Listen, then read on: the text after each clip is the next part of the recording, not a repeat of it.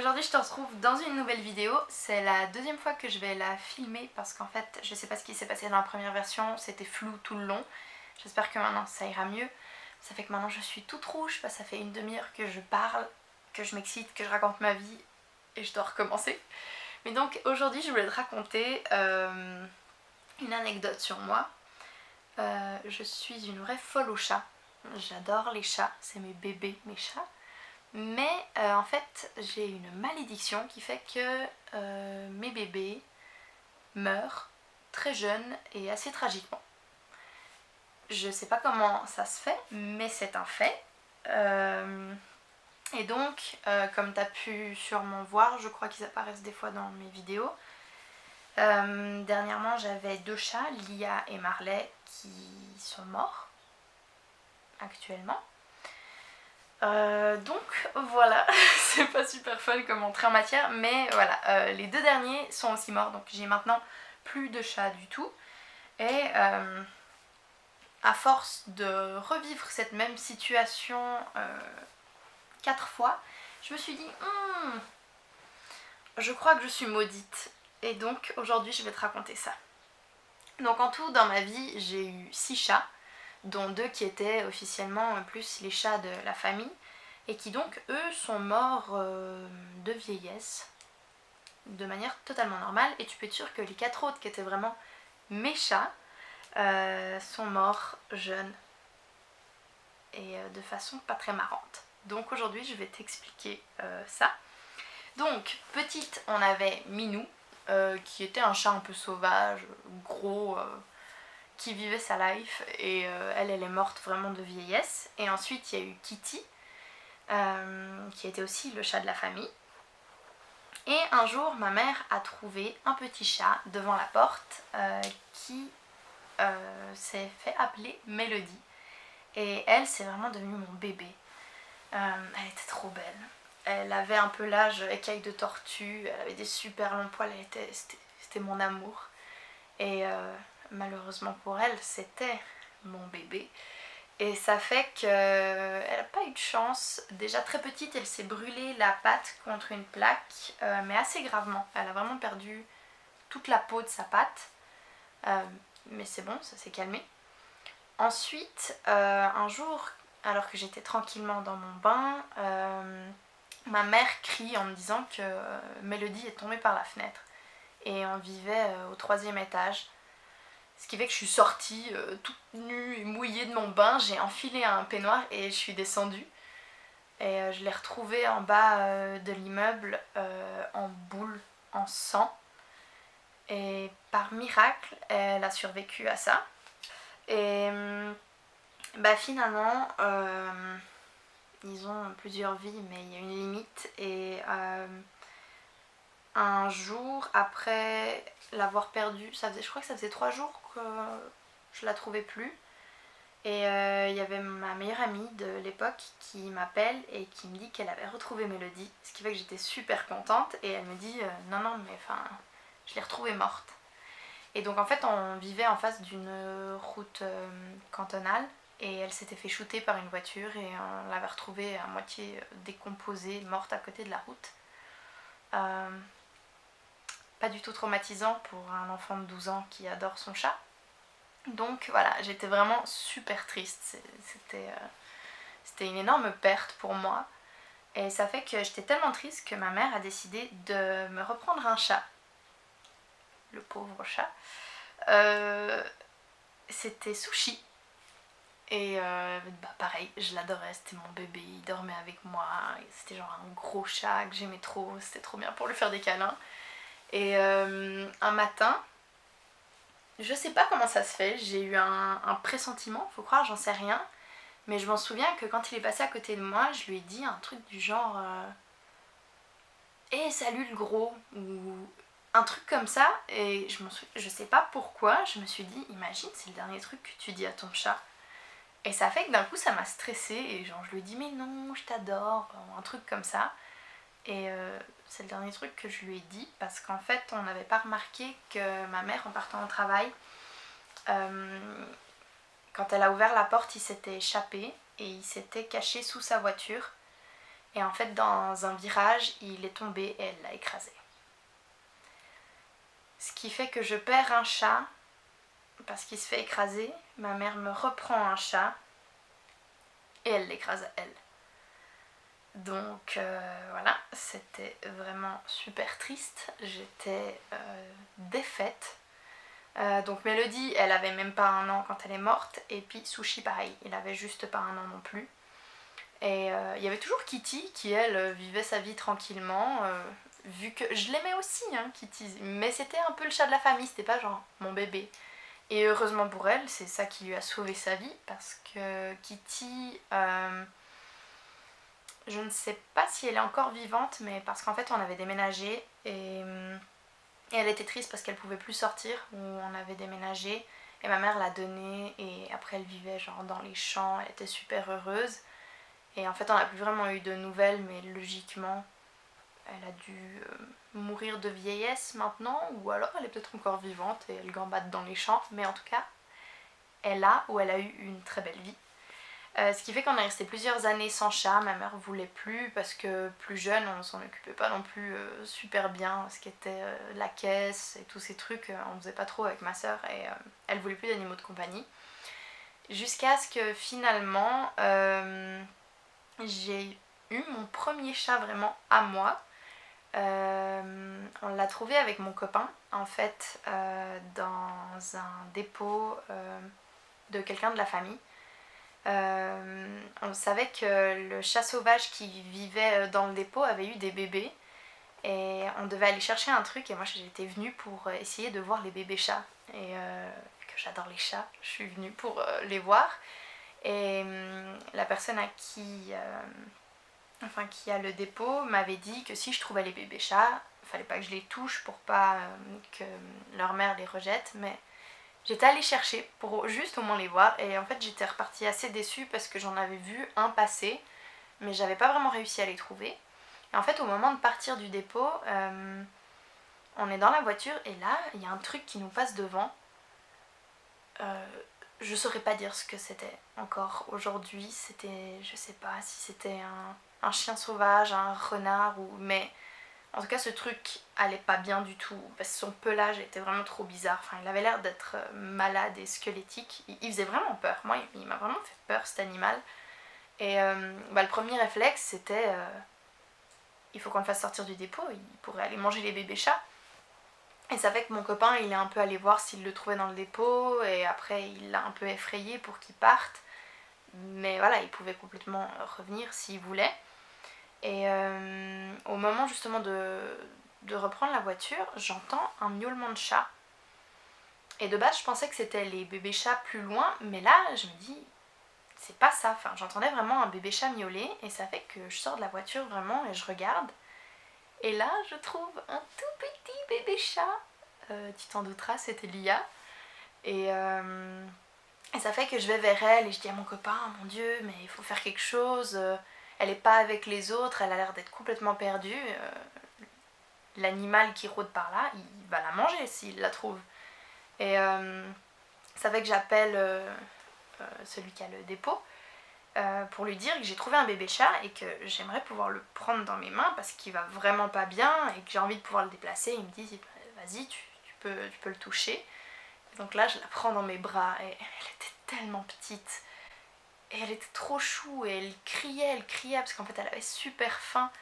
Et finalement j'ai fini par la garder parce que en fait on avait compris qu'elle s'était sûrement fait un peu rejeter par sa mère et les autres. C'était sûrement la plus petite. Elle était vraiment toute sale, toute maigrelette. Et puis en fait il nous avait dit que ça faisait déjà plusieurs jours qu'il entendait miauler et qu'il pensait que c'était les chats, mais en fait c'était vraiment elle qui était toute seule dans son coin.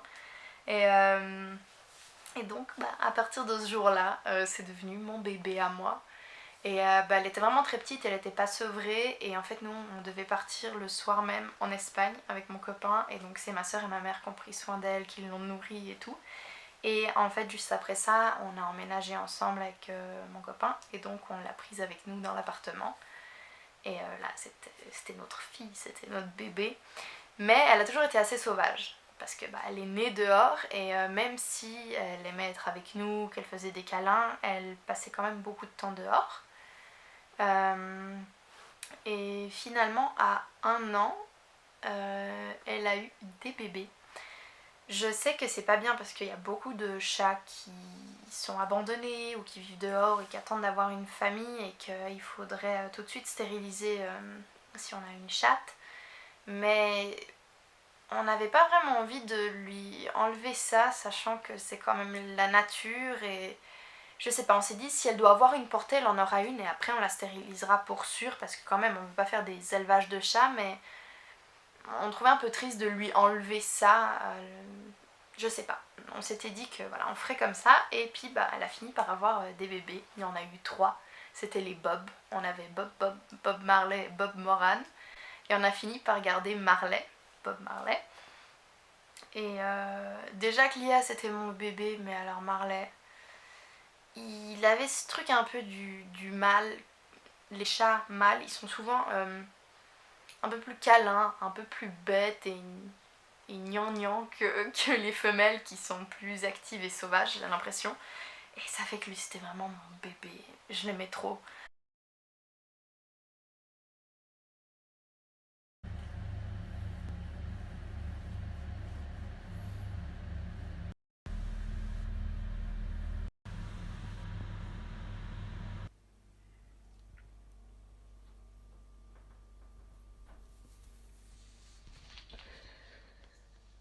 Marley, à peine il est né, qu'il est tombé du balcon. Heureusement, il a rien eu. Il avait un peu une hanche qui était tordue au début et finalement il s'asseyait d'une façon qu'en fait il s'est remis droit lui-même, ce qui fait qu'il a vraiment rien eu. Enfin, c'était vraiment pas grave et c'est passé avec le temps. Mais donc lui, sa vie, elle a déjà commencé bien dans la malédiction. Et ensuite, Lia, on l'a perdue en Suisse pendant 2 semaines. Et on a fini par la retrouver, une coïncidence avec Facebook et tout. Mais en fait, elle avait pris l'habitude de vraiment vivre dehors parce qu'elle détestait Marley. Mon copain m'avait prévenu que ça risquait d'arriver. Mon vétérinaire a dit que des fois ça arrivait qu'ils s'aiment pas, mais qu'autant il y en a plein qui vivent très bien avec leurs frères et sœurs ou leurs bébés. Et ça fait que j'aimais tellement Marley que j'ai voulu prendre le risque, mais ça fait qu'elle le détestait, qu'elle passait sa vie dehors. Elle venait à la maison juste pour manger et se reposer, mais vraiment le minimum vital et elle repartait. Elle était devenue super agressive.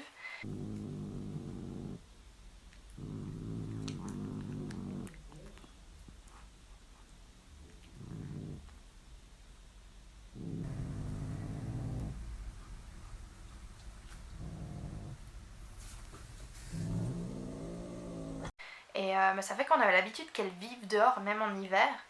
Et on s'inquiétait pas trop si on la voyait pas pendant un petit moment, mais quand ça durait trop, on était quand même un peu inquiets des fois parce que, enfin, elle venait quand même pour se nourrir, enfin, la base pour survivre.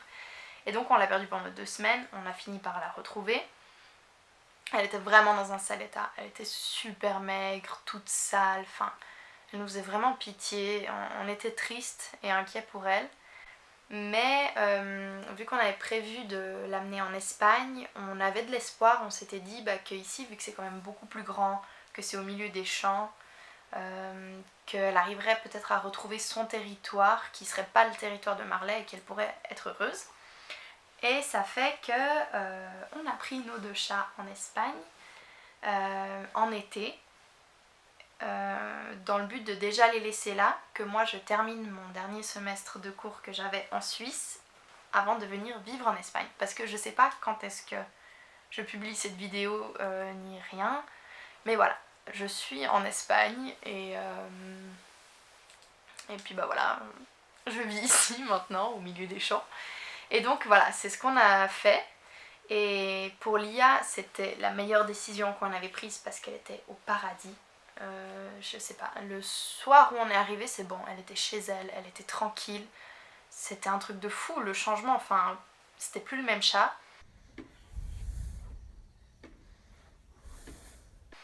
Et Marley, lui, il était tétanisé. Il se cachait sous le lit, derrière des armoires, des trucs, il trouvait des cachettes, on savait même plus où il était. Pour lui, c'était vraiment la pire idée qu'on avait eue de l'amener ici. Et une semaine après être arrivé ici, il avait commencé à prendre un peu l'habitude. Le soir, il était plus tranquille, beaucoup moins stressé. Il voulait un petit peu sortir. On le sortait avec une laisse. Je lui avais acheté un harnais pour genre le forcer un peu à juste aller autour ici et le faire avancer juste pour qu'il essaye de découvrir un peu parce qu'il sortait en Suisse. Et donc, au bout d'une semaine, il y a ma mère qui vient nous rejoindre en vacances et ça fait qu'on était toute la journée dehors. On est rentré assez tard et quand on est rentré, Marley il était surexcité. Vraiment, il était complètement fou et déjanté. Et vu qu'il faisait très chaud en été, on ouvre les fenêtres la nuit. Et donc on était en train de se préparer, on se lavait les dents pour aller se coucher. Et il y avait la fenêtre de la salle de bain qui était grande ouverte. Fenêtre sur laquelle il avait l'habitude de se poser. Le jour de sa disparition, j'ai fait une photo le matin de lui justement sur cette fenêtre, comme tu peux le voir. Et donc il connaissait bien cette fenêtre, il savait très bien qu'il n'y avait pas de rebord. Enfin, il y avait le rebord, mais après c'était le vide, il la connaissait très bien. Et en fait, dans cette euphorie, il était, je sais pas, il était dans un état second ce soir. Il était vraiment bizarre. Il courait partout et en fait, il a fini par se jeter par la fenêtre.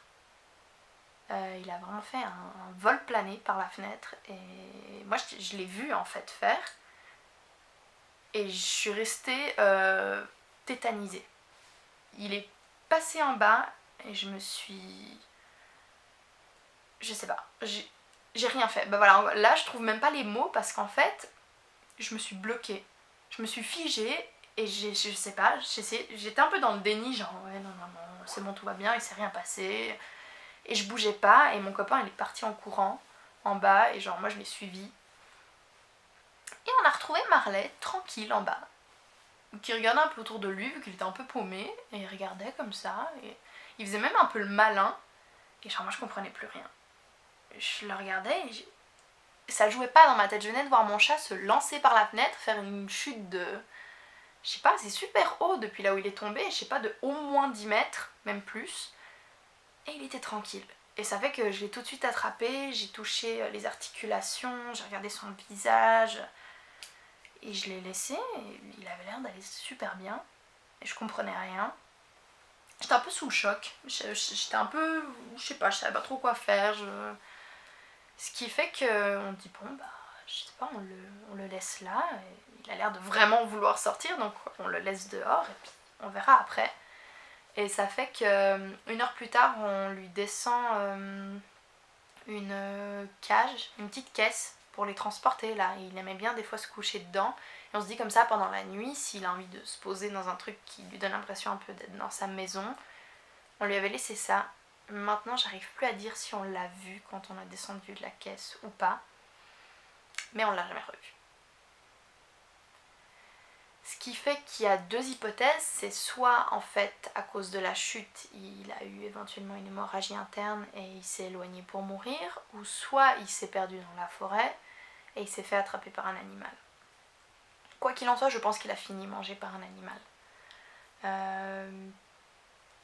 Pour moi c'était horrible. Vraiment, Marley c'était mon fils, c'était vraiment mon bébé et ça a été vraiment dur pour moi.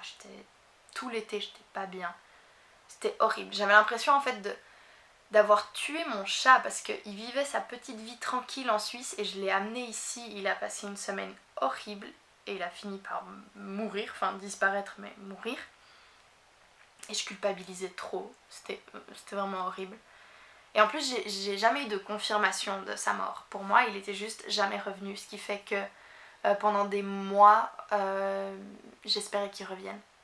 Mais vraiment, même au bout de 6 mois, j'espérais qu'il revienne. Ça avait juste plus aucun sens. Enfin, j'arrivais juste pas à accepter qu'il était plus là. Et quelques jours, je dirais une semaine ou comme ça, après la disparition de Marley, Lia disparaît. suite à une bagarre pendant la nuit avec un chat, une bagarre très violente qui m'a réveillée tellement ça faisait peur, les cris que les 2 chats faisaient.